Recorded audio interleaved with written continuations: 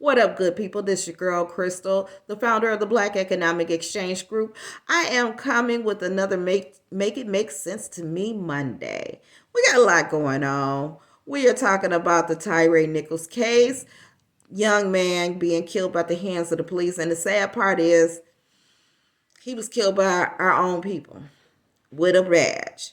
And they're going to go ahead, they have reprimanded them, they fired them, and now they arrest them. And they're going to make an example of them. For a factor is that they're black, and they're going to label it saying that we are getting hard on these police that attack our people. Black police officers, you have to stop being a pawn in the community. You have to stop being a pawn. It was a time, once upon a time, I'm from Detroit, Michigan. We grew up, I went to Coleman Young Elementary. We had what was called the Blue Pigs. They used to come to our school. They were a musical group, but they're police officers. And it was made back then. It kind of made it cool to want to be a police officer. And I know a couple of them that end up becoming police officers in Detroit.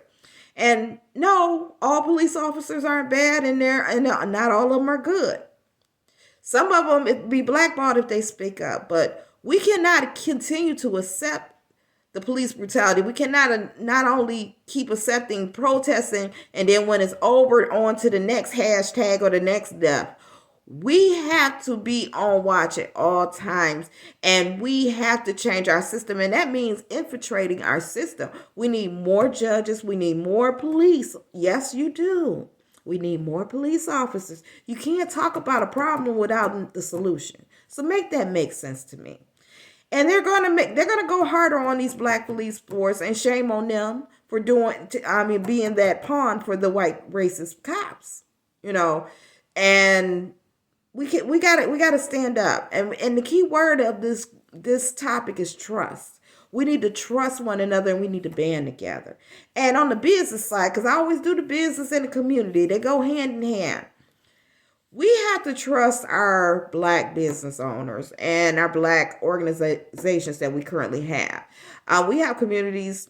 We don't have no questions for these other nonprofit agencies that are non-black, but we have 1,000,001 questions for organizations that are trying to do good in our hood, that are donating. We always got to ask, well, who, what, when, and why, but we never question anybody else. We don't question other non-black businesses and ask the who, what, when, and where. We want a who, what, when, and where for everybody else but our own.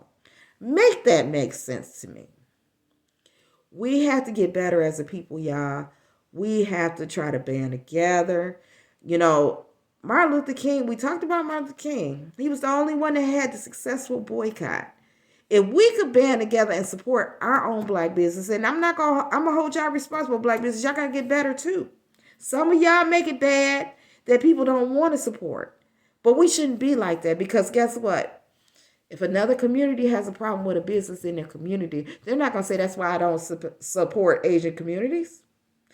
I don't support Arabic communities. I don't support Jewish communities. You never hear that. But with us, that's our go-to. Our go-to is, this is why I don't support black-owned businesses. And learn one thing. The Jewish community and other many communities that are not black, they have loyalty. They may not get along with each other.